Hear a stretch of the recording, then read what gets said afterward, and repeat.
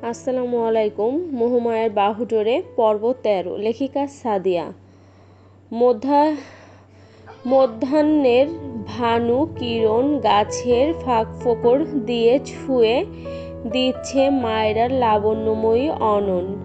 চোখ ধাঁধানো আভায় মেয়েটা যেন পৌরুষ শরীরে আরও নুয়ে যাচ্ছে। দৃঢ় ব্যক্তিত্বের ইহাম খানিকটা ছটফট করে উঠল, ভেতরটা যেন উদ্দাম হয়ে ছুটল। দ্রুত পা চালিয়ে যেন এগিয়ে কটেজে উঠল। ২ তলায় ধূপ ধাপ পায়ে এগিয়ে গিয়ে নিজের ঘরে প্রবেশ করল। মায়রাকে নিজের টান পরিচ্ছন্ন শয্যায় শুইয়ে রেখে নিজেই হাঁটু গেড়ে বসল। মেয়েটার পরনে হাঁটু অবধি ফ্রক আর জিন্স। ইহাম হাত বাড়িয়ে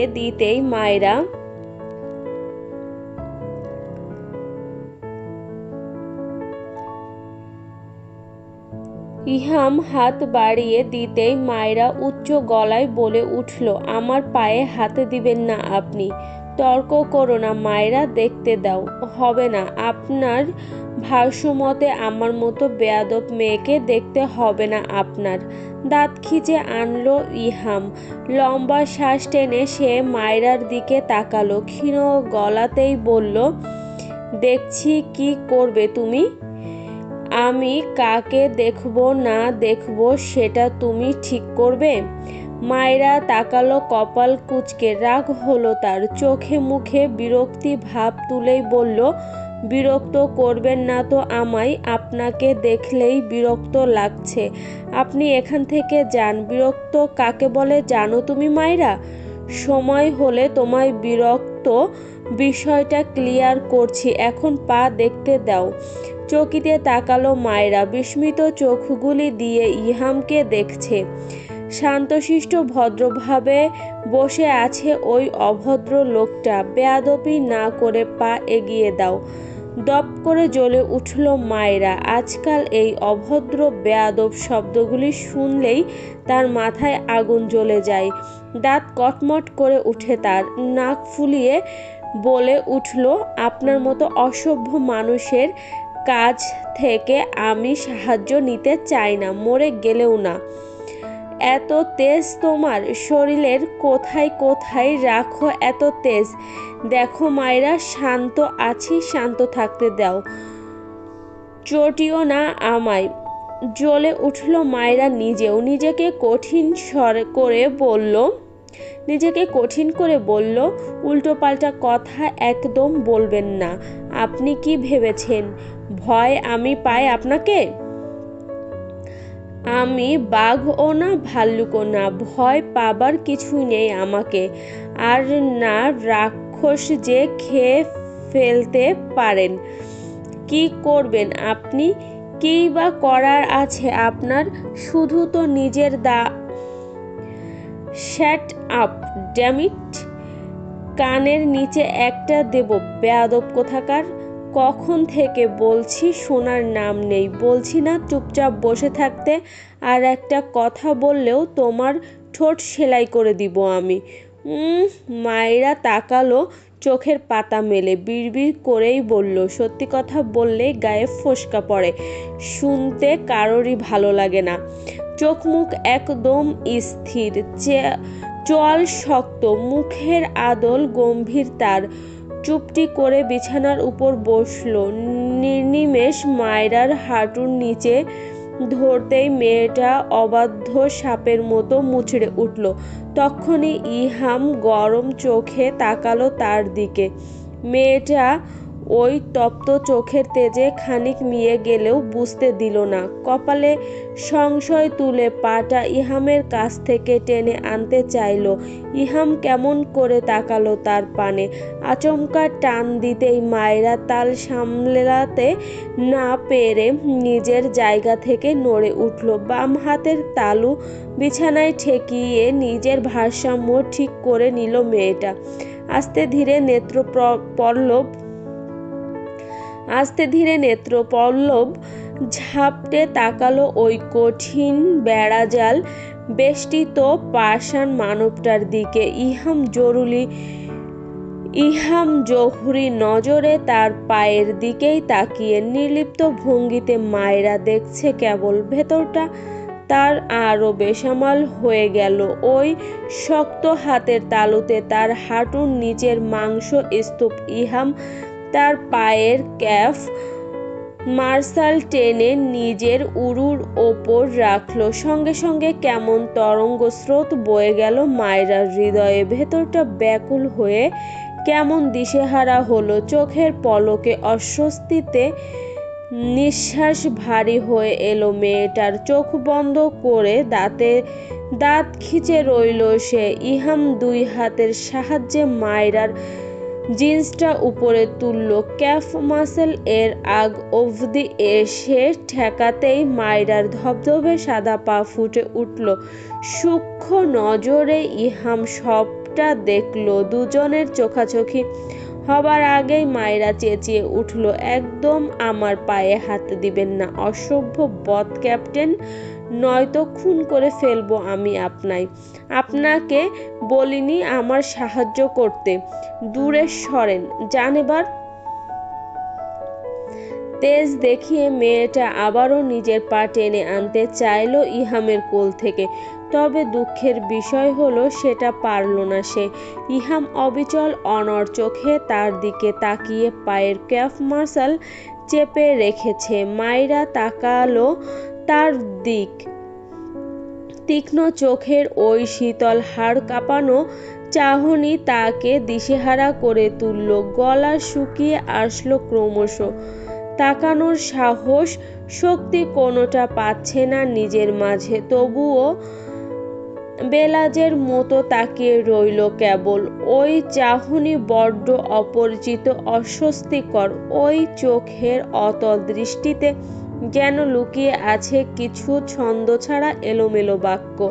তার হদিস পাওয়া যেন বড় দুষ্কর। মায়রা দিকবেদিক শূন্য করে কিংকর্তব্য বিমূঢ়ের ন্যায় তাকিয়ে রয়েছে ওই গভীর আধুত নয়ন পানে। কেমন হিমশীতল এক কণ্ঠস্বর কর্ণকুহরে হাতুড়ির মতো বাড়ি খেল তখনই। সাহায্য নিতে চাও না তো তখন কোলে উঠলে কেন? এতটা রাস্তা যখন কষ্ট করে কোলে নিয়ে এলাম তখন বললে না কেন? তোমায় ফেলে দিতে ওখানেই? কিসের মাঝে কি?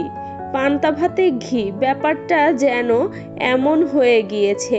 হতবিহ্বল বলে মেয়েটা মিনিট সময় হাঁ করে তাকিয়ে ছিল।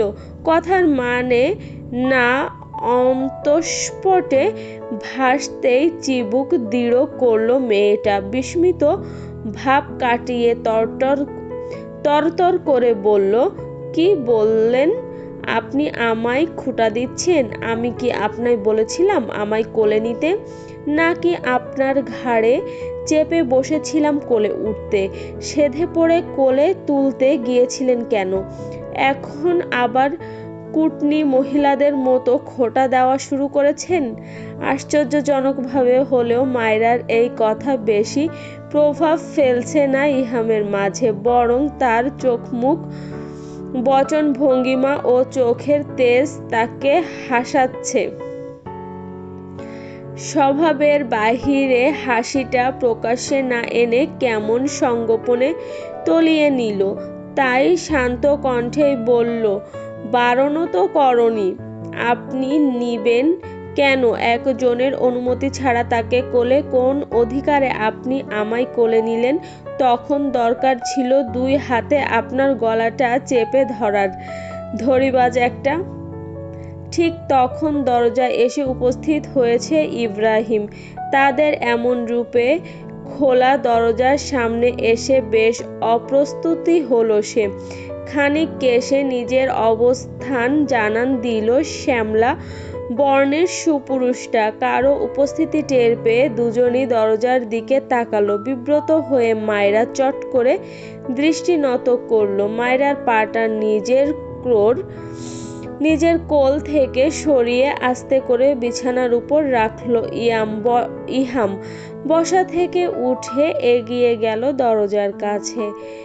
শটান করে সিনিয়রের প্রতি ফর্মালিটি জানিয়ে ইব্রাহিম তাকালো ঘরের দিকে। ইতস্তবোধে গুটিয়ে থাকা মায়রা জিন্সটা ক্যাফ মার্শালের গণ্ডি থেকে সরাতে পারছে না বিধায় আরও বিরক্ত হচ্ছে। ইব্রাহিমকে নীরব দেখে ইহাম ভুরু সংকুচিত করল, ঘাড় খানিক কাত করে একটি নজর পিছনে তাকালো। ইব্রাহিমের নজর মায়রার ফর্সা পায়ের উপর। বিষয়টা ধরতেই কেমন ফুঁসে উঠল সে, অভ্যন্তর বুঝি জ্বলল। যদিও জানে ইব্রাহিম সে ধরনের ছেলেই না, তবুও সে তোপ বাড়ল তার।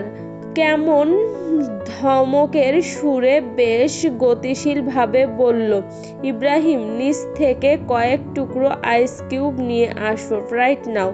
দিন দুনিয়া ভুলে ইব্রাহিম চোখ ফেরালো, পিছন ঘুরে চলে যেতেই জোর লাগিয়েই দরজা বন্ধ করল ইহাম।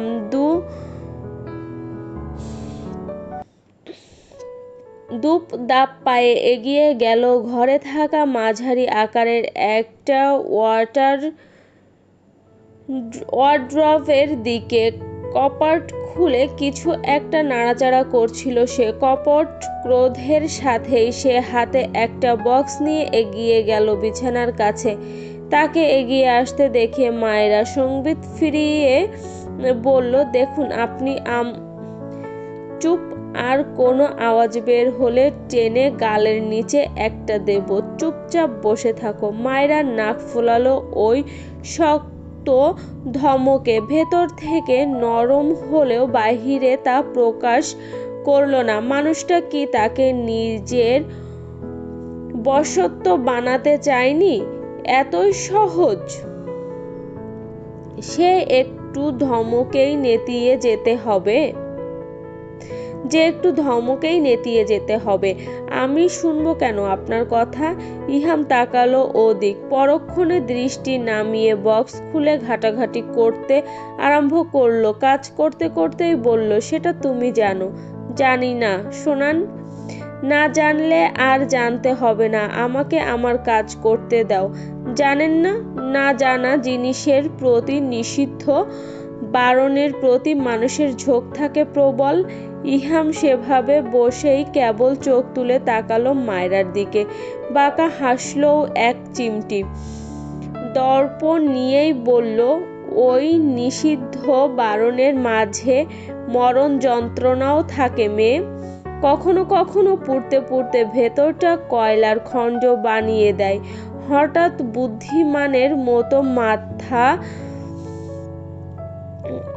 বুদ্ধিমানের মতো কথা বলছো কেন? তুমি তো একটা গাধা।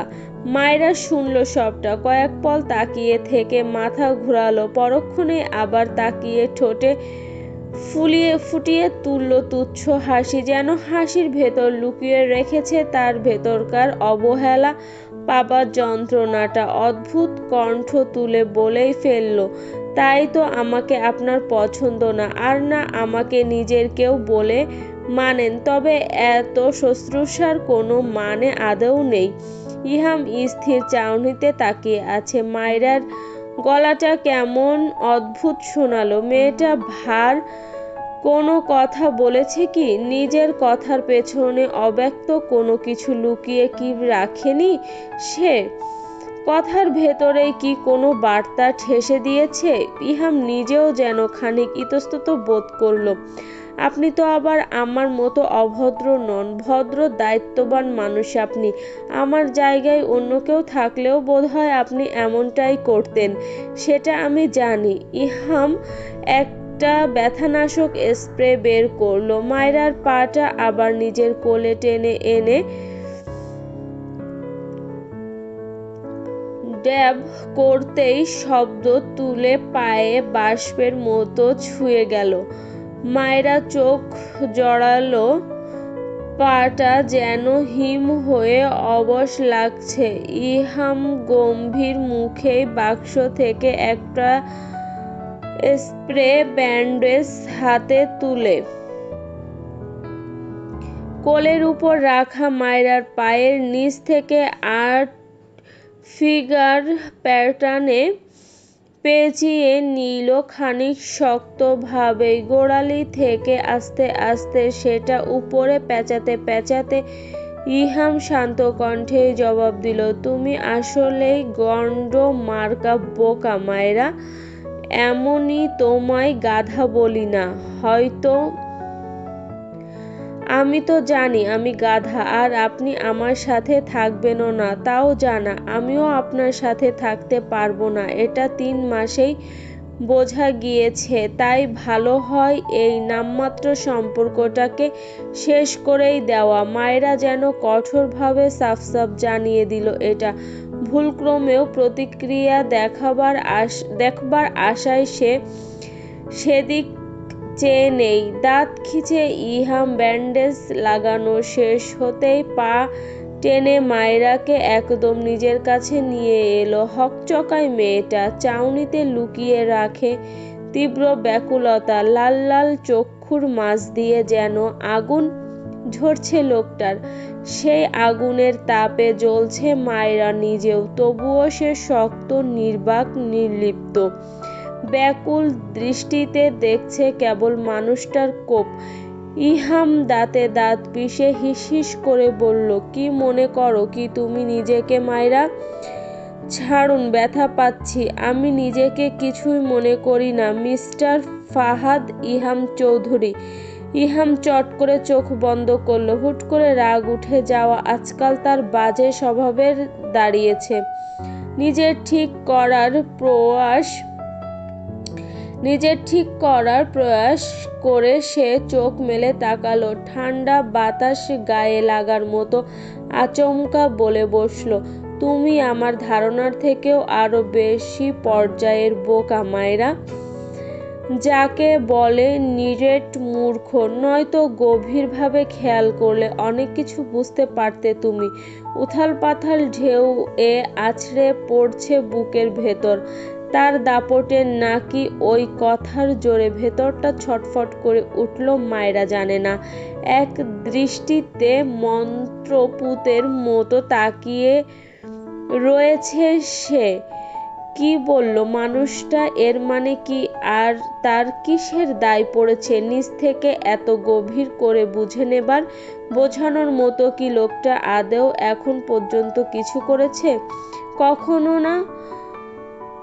কই, তার তো মনে পড়ছে না। মায়েরা চোখ ফিরিয়ে নিল, দাঁত কামড়ে বলল, অবান্তর অবাস্তব কথার কোনো মানে নেই এই পৃথিবীতে। ঘরের দরজায় টোকা পড়ল। বাহির থেকে শিফু ডাকছে। দুজনই সেদিক তাকায়। ইহাম হাত বাড়িয়ে মায়েরার পাশ থেকে ছোট কুশনটা তুলে আনলো। সেটা ওর পায়ের কাছে রেখে উঠে দাঁড়ালো সন্তর্পণে। ভাবি, এখন কেমন আছে তোমার পা? ঠিক আছি শিবু, তুমি কি একটু ভাইয়াকে ডেকে দিতে পারবে? আমি আসার সময় তো ওদের কাউকে দেখলাম না। ইব্রাহিম এবার এসে দরজায় টোকা দিল। স্যার, আসবো? ইহাম তাকালো, ইশারায় আসতে বললে ইব্রাহিম এগিয়ে এলো বাটি ভর্তি বরফ টুকরো নিয়ে। সেন্টার টেবিলে বাটিটা রেখে বলল, আরো কিছু লাগবে কি স্যার? ইব্রাহিম, তুমি ম্যানেজারকে বলে আমার পাশের রুমের চাবিটা নিয়ে শিফুকে দাও, আর আমি একটু পর এসে দেখছি সবটা। শিপু ইহামের ডাকে শিফুও তাকালো তার দিকে। ওর সাথে যা, চাবিটা নিয়ে রুমে গিয়ে ফ্রেশ হয়ে নে আগে। আচ্ছা ভাইয়া। ইব্রাহিম আর শিফু চলে যেতেই ইহাম আইসের বাটি নিয়ে বিছানায় বসলো। দুটো আইস কিউব ব্যান্ডেজের উপর গোড়ালিতে চেপে ধরলো। তারপর মায়েরার দিকে তাকিয়ে বলল, পুরো বাটির আইস কিউবগুলি হাত দিয়ে পায়ে চেপে রাখবে। আমি এসে যেন দেখি তোমার কাজ কমপ্লিট। এটা তোমার শাস্তি ধরে নাও। মায়েরা তীক্ষ্ণ চোখে কপাল কুঁচকে তাকালো তার দিকে। বিতৃষ্ণা কণ্ঠে বলল, কিসের শাস্তি? আর আপনি আমাকে শাস্তি দেবার কে? মানবই কেন আমি আপনার শাস্তি? তোমার বেয়াদবি ঠিক করার মাস্টার, জম, শত্রু, এমনকি নিজের স্বামী। যা ইচ্ছা ভাবতে পারো তুমি। Now that you like it's your choice. It's your choice if what is what you want to think about. চলবে। পরবর্তী পার্ট দেখার জন্য আমাদের সাথেই থাকুন। ধন্যবাদ।